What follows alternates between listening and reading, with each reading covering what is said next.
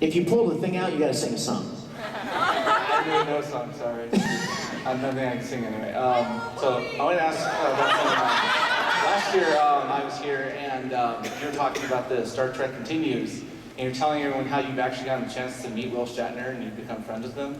And someone had asked you at that panel, have you gotten to tell him yet that you were playing him in the Star Trek Continues in that project? But you're too nervous. But you're too nervous. You told him that you're too nervous, so I was wondering, have you gotten around to telling him that? First of all, thank you for asking.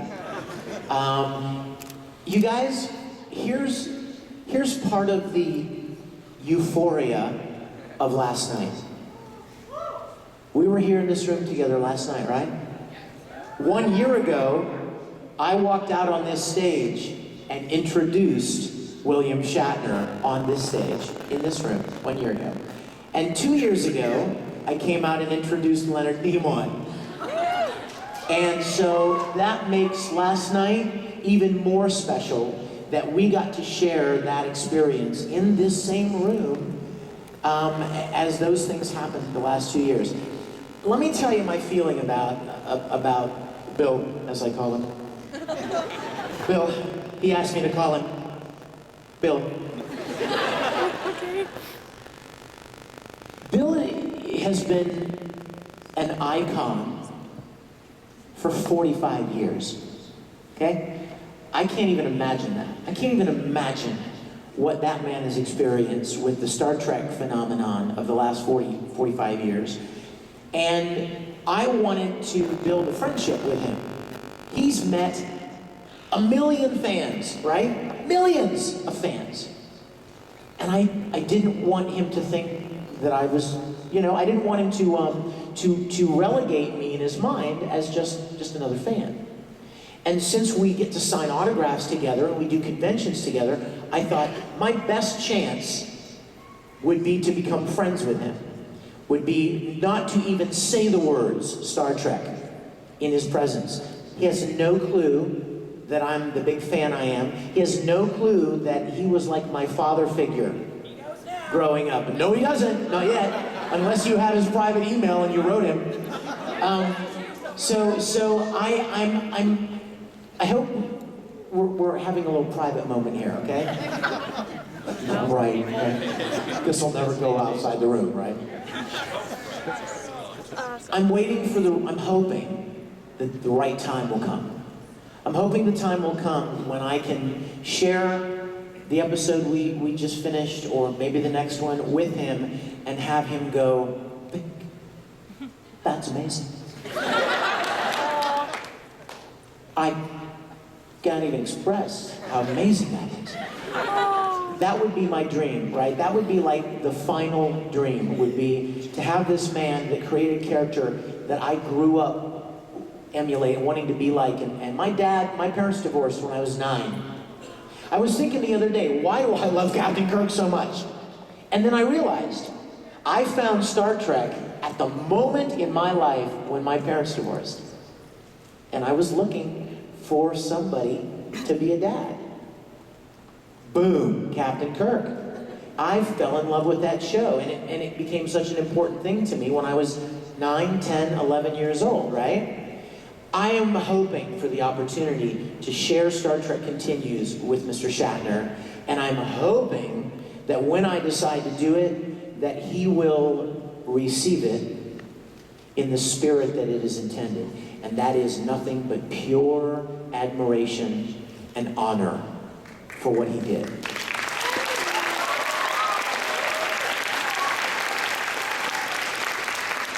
But that's a tricky thing, you know what I mean? It's tricky.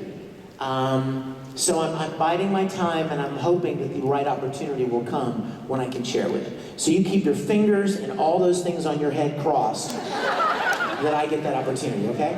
Thank you, man. Thanks so much. Great getting to meet you. Sorry? It's great getting to meet you. Oh, thank you. Thank you. It was a pleasure to meet you, my friend. Hey there. You gotta sing. You gotta pull it out. You gotta sing. Hi. Come on, give me a little Journey. Don't stop believing.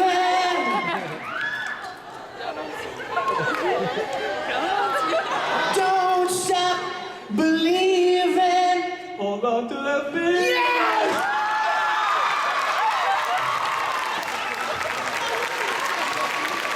He shoots, he scores! That was awesome! What's your question? A couple years... Steve Perry? A couple years back, I was watching Full Metal Panic, and I Kurt's baby. saw the episode with Pony Man. And as soon as I saw that you were Pony Man, I'm like... You know what happened with Pony Man? You want to hear something funny? Okay, so there was Full Metal Panic. That was a cool series. And then they did another series called Fumofu. Crazy wacky. It was like a comedic version. And Kurt Weber, the character that I played, wasn't in it much. And so the director came to me one day and he goes, man, I feel bad. You know, Kurt Weber's just not in it much. So I want you to play this character that shows up in this episode. His name is Pony Man. Pony Man, what kind of name is that? His parents, what are they thinking? And he said, no, he wears this pony mask and he runs around with like wire and like glue and he makes girls' hair into ponytails. He's a pervert, basically. That's what he was trying to tell me. So I go in to record Pony Man. Remember how I said that Broly's entire dialogue could be summed up in one word? Kakarot? Well, Pony Man's entire dialogue could be summed up in one word. Pony! So like, anything he says, there's all kinds of inflection, right? Like he's having a conversation, but he just says pony. So it'd be like, pony, pony, pony, pony, pony, pony. Pony, pony? Pony. Pony. And it was so fun, but it was the weirdest thing I ever did. So every time I go to a convention and I see somebody walking around cosplaying as Pony Man, I have to go, Pony! I love it. Thanks for mentioning that, dude. Thank you. Thank you. Thanks, man. Hi. Just know, if you pull this off, it's music time. You ready? Sure. I can do it, man. We could have had it all.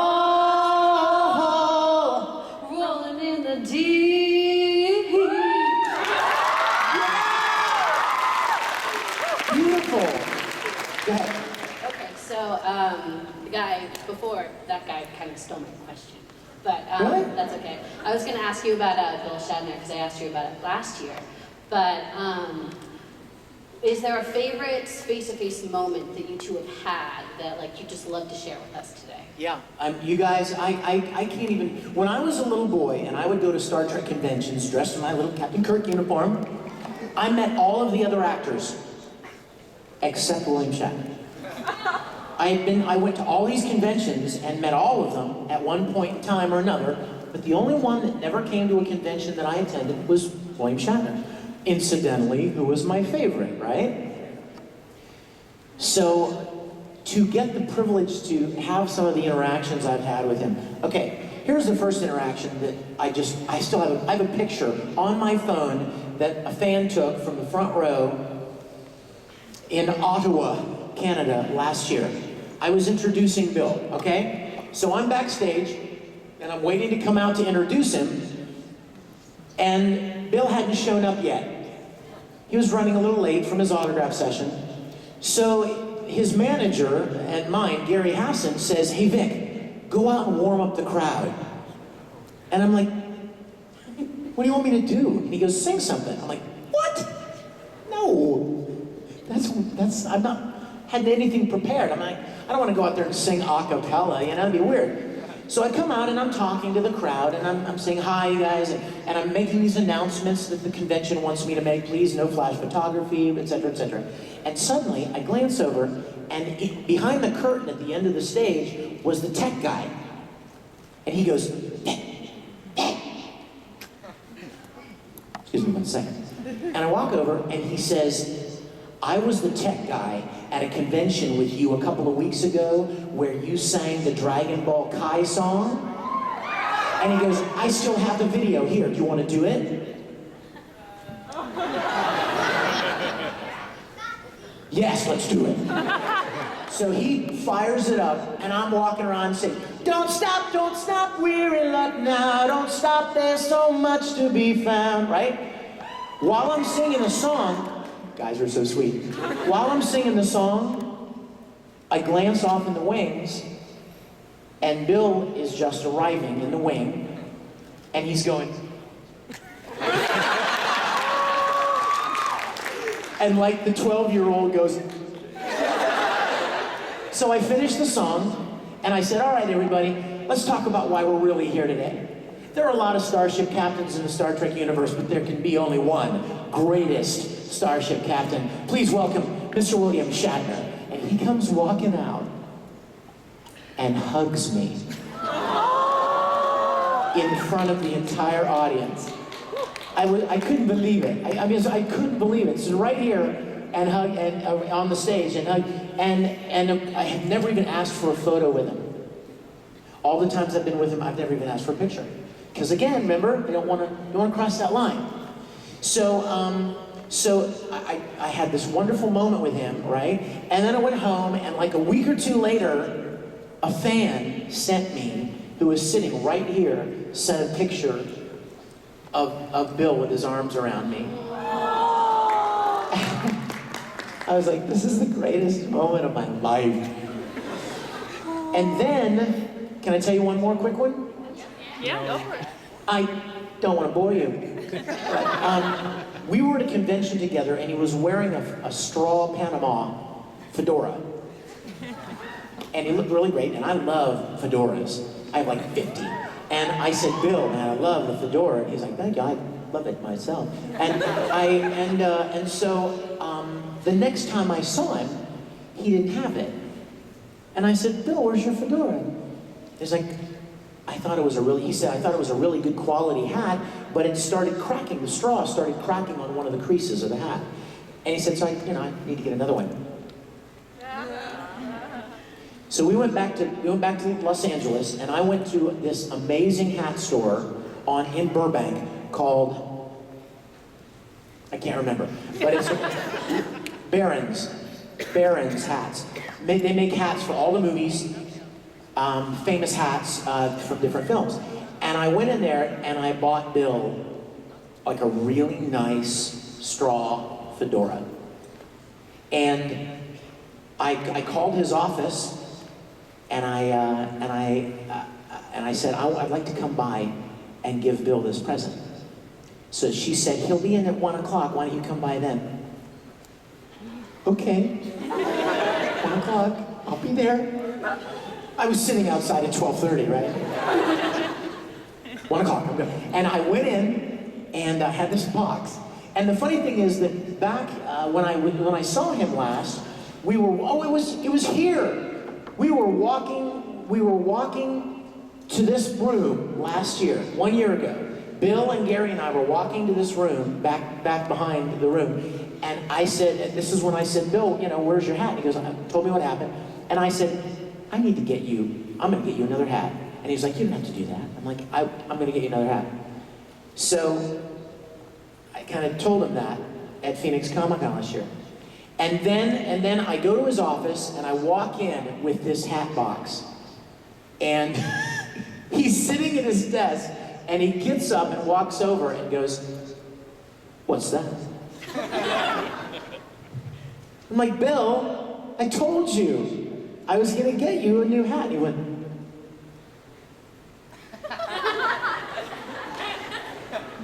you got me a hat.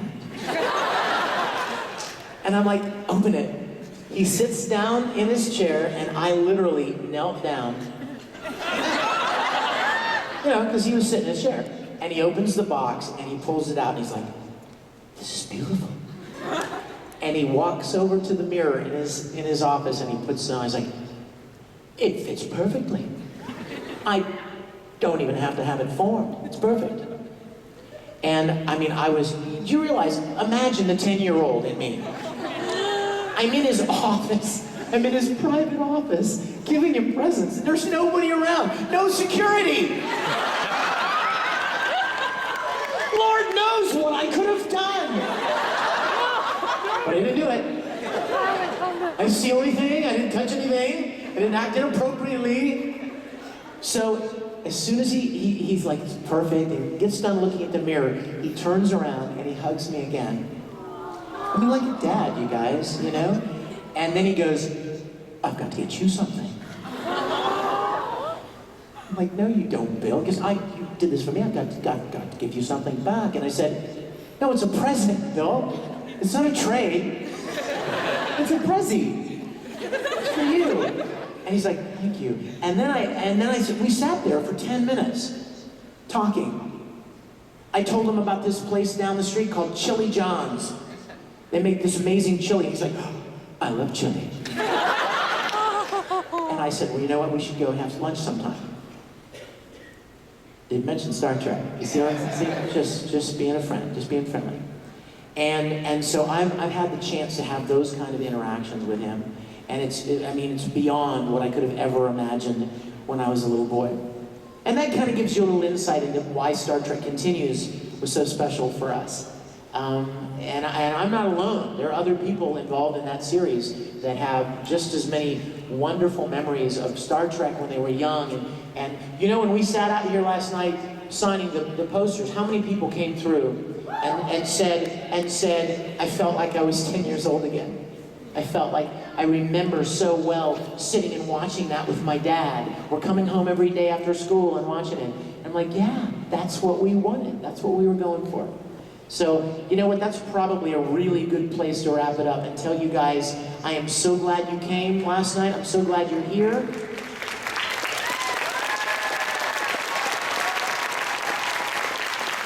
I love you to death. Again, let's congratulate our engaged couple down here.